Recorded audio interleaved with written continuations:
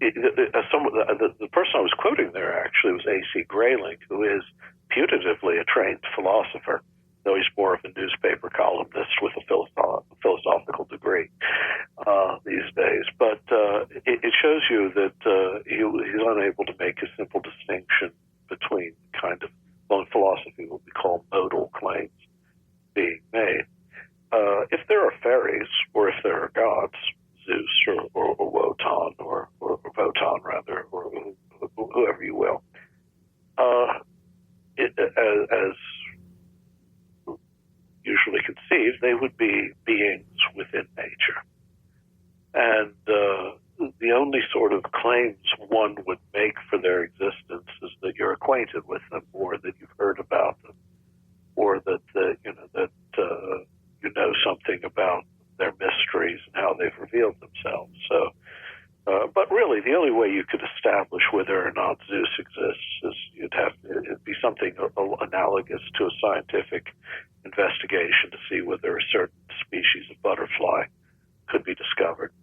You'd have to go looking. It's an empirical question. Now, you would think someone like A.C. Grayling would look at the history of theistic thought and notice that those are not the kind of arguments being made about God. That the arguments that are being made about God are not about a discrete, finite being within the fold of nature. We have an empirical knowledge in the way we would of a tree or some other object, but rather they're making logical arguments, and arguments about logical necessity and about modal contingency and about the conditions of the existence of anything. And if those are the arguments being made, then obviously we're in a completely different category of claims. We're not talking about an object who's available only to empirical investigation. In fact, we're talking about a truth that's available to reason. And that means that we're not talking about anything within the same continuum. And it just strikes me as odd that someone like Grayling, who should be acquainted simply with classical texts, could be so utterly ignorant of the difference in the difference in modal vocabulary and difference in philosophical category, that he could say something like that. And yeah, unfortunately, it's typical of the entire current generation of atheist proselytizers.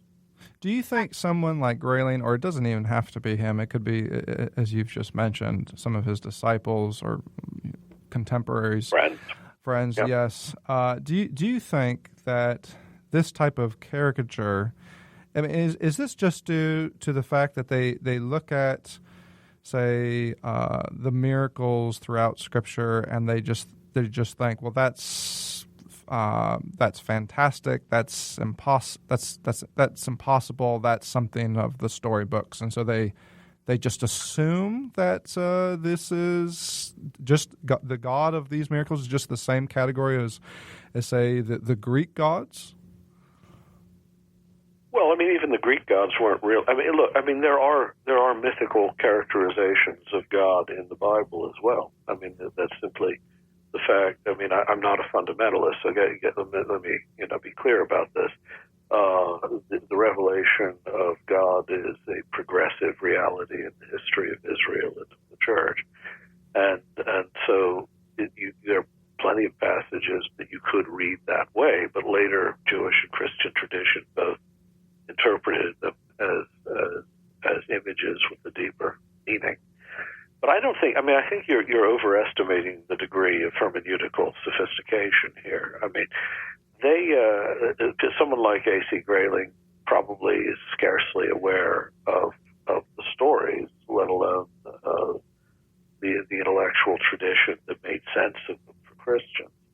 I think for him, any claim about God is, whether it's Christian or Jewish or Muslim or Hindu or anything else, it's all going to be the same thing. It's going to be of a piece with a polytheistic picture of some finite being who's sort of psychological individual who makes the world in the way that a mechanic makes a car or a sculptor makes a statue, as if, dealing, and much of their understanding understanding, remember, things like the doctrine of creation, don't actually come from the Christian intellectual tradition. They come from a later deistic understanding of God as the creator and superintendent of an essentially mechanistic universe that's extrinsic to him, and he's just some sort of very large,